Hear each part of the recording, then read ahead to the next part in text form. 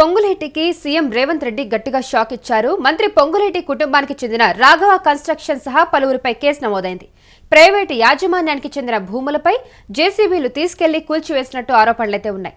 సాక్ష్యాధారాలతో సహా గచ్చిబౌలి పీఎస్లో బాధితులు ఫిర్యాదు చేశారు. దాడి దౌర్జన్యం కింద కేసు కూడా నమోదు చేశారు పోలీసులు. సో ఈ అంశానికి సంబంధించి పూర్తి వివరాలు అందించడానికి ఆ ప్రతినిధి సతీష్ లైన్లో ఉన్నారు. సతీష్, పొంగులేటికి సంబంధించిన రాఘవ కన్స్ట్రక్షన్ సహా పలువురిపై కేసు నమోదైనట్టుగా తెలుస్తుంది. సో ఈ అంశానికి సంబంధించిన పూర్తి వివరాలు ఏంటి, అసలు అక్కడ ఏం జరిగింది? కౌసల్య, గచ్చిబౌలిలోని పొంగులేటి కొడుకు రాఘవ కన్స్ట్రక్షన్స్ సంబంధించి రాఘవ కంపెనీ పైన ఇప్పటికే 7 సెక్షన్ల కింద గచ్చిబౌలి పోలీస్ స్టేషన్ లో కేసు నమోదైంది.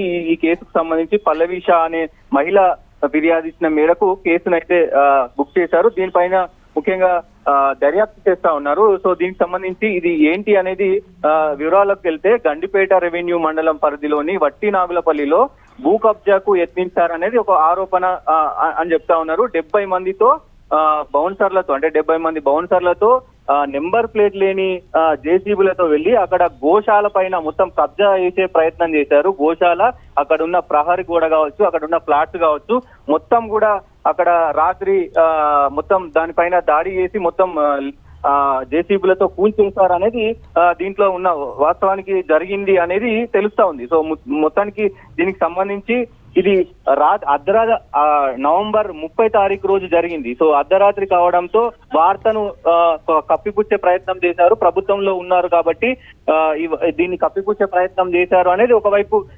ప్రతిపక్షాలు విమర్శిస్తా ఉన్నాయి. సో ఒకవైపు ప్రతిపక్షాలు ఇట్లా విమర్శిస్తూనే బాంబులు ఎవరింట్లో పేలాయో చూసుకోవాలంటూ కూడా ఒకవైపు చెప్తున్న పరిస్థితి. ఈ నేపథ్యంలోనే మంత్రి పొంగులేటి కూడా దానికి సమాధానం ఇస్తూ నా కొడుకు కంపెనీ కావచ్చు, దానికి సంబంధించిన రాఘవ కన్స్ట్రక్షన్స్ కావచ్చు, ఎంత నీతివంతమైనదో ఎంత నిజాయితీవంతమైనదో అందరికీ తెలుసు. సో దీనికి సమాధానం నేను త్వరలోనే చెప్తానంటూ కూడా చెప్తా ఉన్నారు. ఈ నేపథ్యంలోనే దానికి సంబంధించి ఒకవైపు ఏదైతే దీనికి సంబంధించి కొంతమంది కావాలని వార్తలు రాస్తా ఉన్నారు అనేది కూడా పొంగులేటి చెప్తున్న పరిస్థితులు అయితే కనబడతా ఉన్నాయి. అయితే సాక్ష్యాధారాలతో సహా గచ్చిబౌలి పిఎస్ లో బాధితులు ఫిర్యాదు చేసినట్టుగా తెలుస్తుంది. అంటే వాళ్ళు ఎలాంటి సాక్ష్యాధారాలు అక్కడ వాళ్ళు ఇచ్చిన తెలుస్తుంది? అంటే ఇప్పుడు దాడి దౌర్జన్యం కింద కేసు కూడా నమోదు చేసినట్టుగా తెలుస్తుంది. సో ఎలాంటి ఆధారాలు అయితే ఇచ్చారు వాళ్ళకి?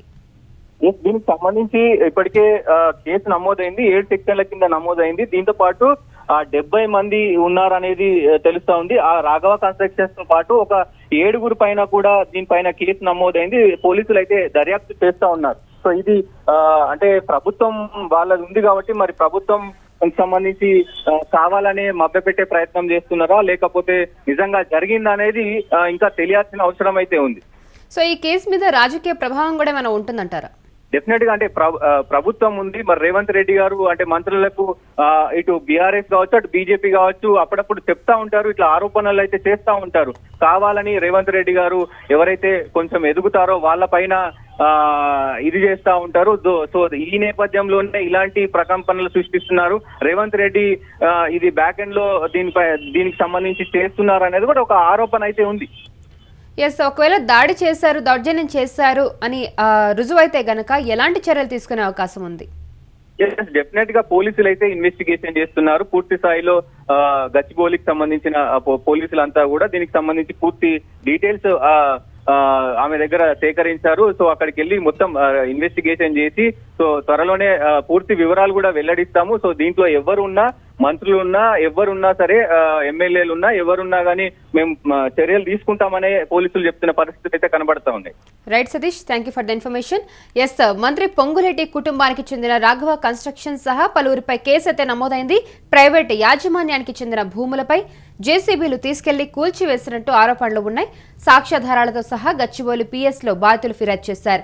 అయితే దాడి దౌర్జన్యం కింద కేసు కూడా నమోదు చేశారు పోలీసులు. సో ఈ కేసు దర్యాప్తు అయితే చేస్తూ ఉన్నారు. సో చూడాలి ఈ కేసులో ఎలాంటి నిజాలు బయటపడతాయి ఏంటి అనేది.